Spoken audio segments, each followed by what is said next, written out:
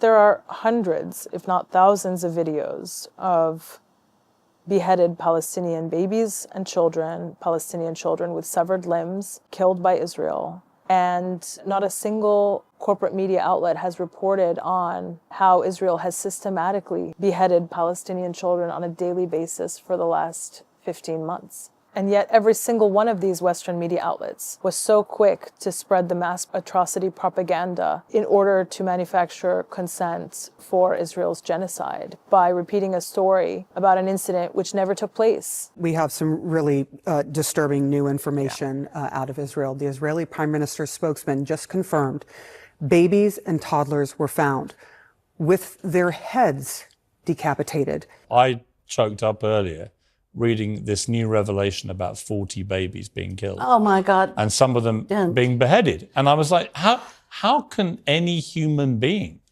do that to a baby? So what message does that send? That mythical beheaded babies, because they were Israeli, are to be reported on when the incident never happened, but that Palestinian babies and children, when they're beheaded and their limbs are severed and they're found hanging from trees with half of their body missing, that they are not worth the coverage to report on their experience, on their premature death at the hands of Israel and the United States. Did you know that Israeli occupation forces tied explosives to the body of an 80-year-old Palestinian man who was forced to clear booby-trapped houses, and once they released him, they shot and killed him and his wife? Did you know that Israeli soldiers were captured on film raping a Palestinian hostage? And when news of this came to light, Israeli far-right politicians and soldiers and ordinary people protested outside of the facility where the soldier was being held, demanding that he be released. And in parallel, the Israeli Knesset engaged in debates on the right of Israeli soldiers to rape Palestinian hostages. תרלול הזה, שיש מי שבפרקליטות חושב שאפשר לבוא ולעצור חיילים על דברים שעושים למחבלי נוח'בה, לא נגמר. אנחנו לא יכולים להמשיך כרגיל. להכניס מקל לרקטום של בן אדם, זה לגיטימי? כן, אם הוא נוח'בה, הכל לגיטימי לעשות לו. הכל!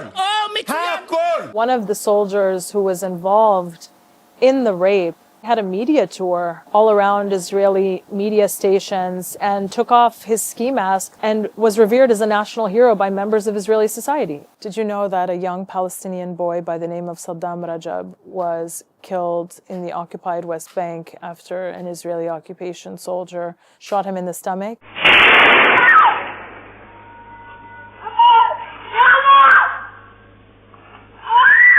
Even though the evidence is right there, it was still responded to by supporters of Israel as being fake or being what they call Pallywood, because not only does Israel kill Palestinians with impunity, but Israel's supporters, to believe that their ideology is morally justified, when they do see images of Israel's policies against Palestinians, they just claim that they're fake, that they didn't happen, that they're made up entirely by Palestinians to claim global sympathy. Did you know that Israeli occupation forces recently killed a 2-year-old Palestinian girl by the name of Layla al-Khatib, who was sitting down to eat dinner with her family in occupied Jenin? She was shot in the head by an Israeli sniper. Not only did the Israeli sniper shoot her, but then the Israeli occupation forces prevented her and her family from rushing to get medical care, and she died. This, of course, is not an aberration. This happens all the time on a daily basis. Prior to October 7th, 2022 had been the deadliest year for Palestinian children killed by Israeli occupation forces in the occupied West Bank in 15 years. But did you even know about it?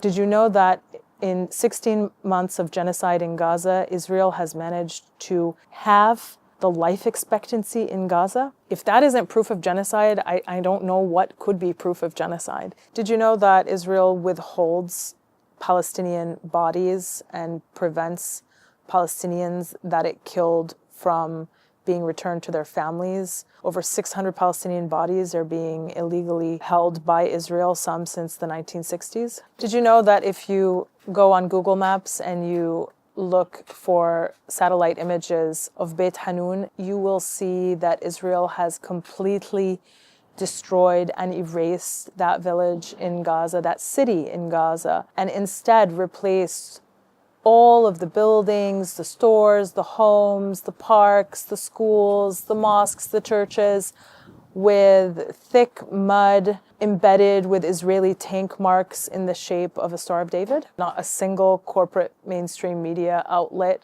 covered that story, thought it would be important. Consider, for example, as part of Israel's genocide, Israel has destroyed the overwhelming majority of all the infrastructure that is related to the provision of basic services like electricity, like water, like sanitation. It destroyed 90% of the housing units in Gaza. 90%. If that isn't genocide, I don't know what is.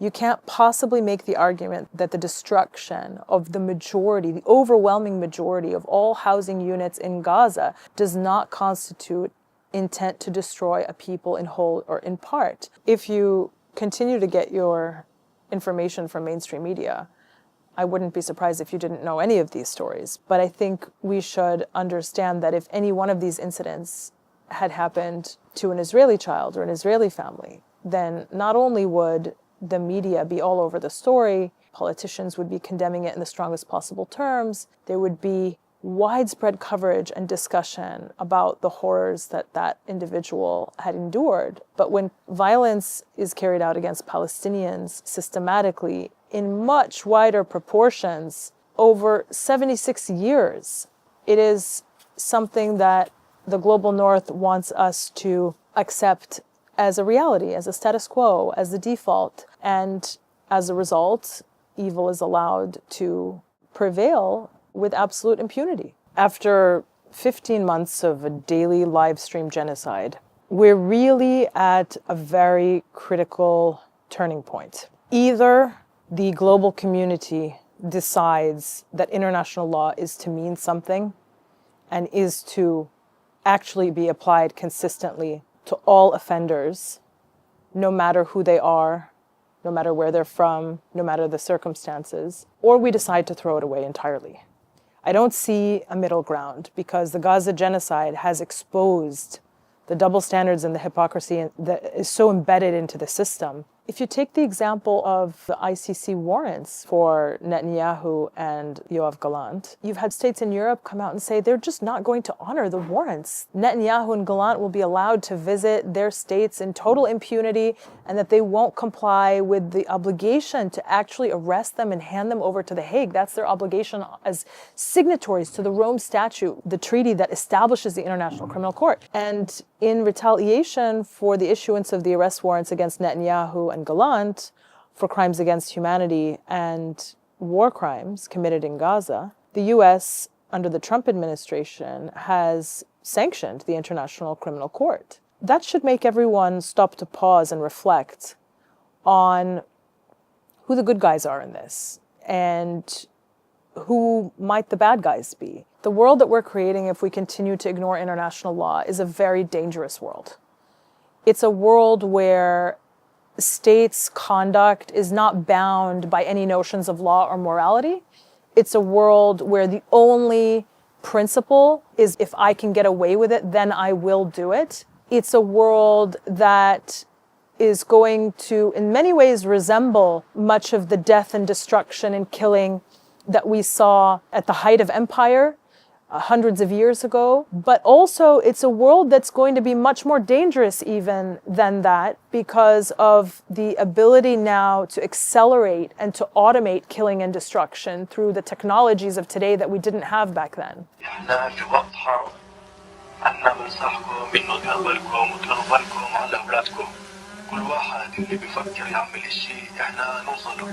Every single crime that they get away with is merely a precursor for a more egregious crime in the future. And the only thing that can stop that pattern from continuing is accountability. That's why it's so important for people all around the world to demand that policymakers and governments comply with their obligations under international law.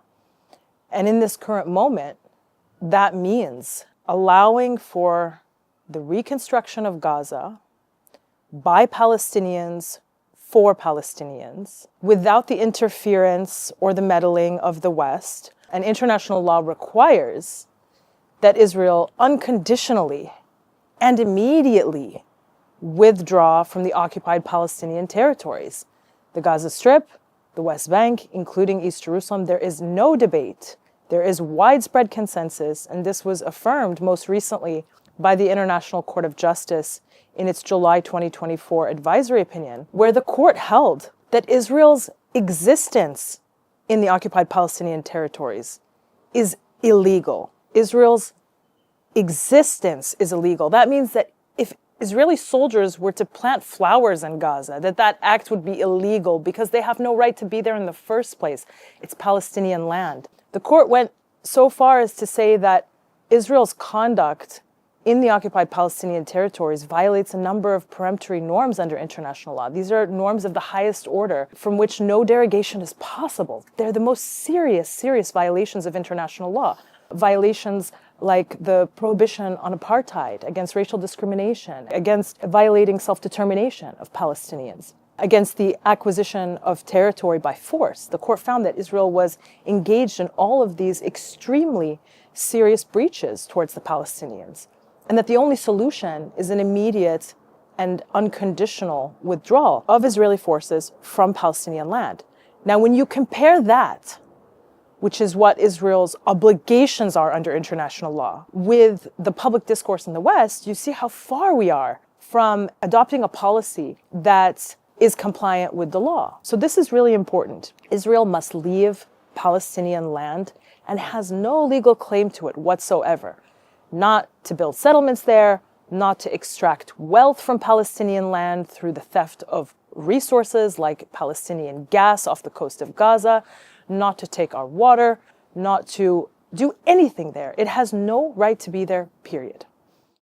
It's so essential in this moment to support independent media outlets, which are oftentimes the only source of amplifying Palestinian voices and supporting truth and justice. Support independent media, support Double Down News on Patreon. And if you'd like to hear more from me, follow on Instagram at GazanGirl and join our Patreon, patreon.com/PalestinePod.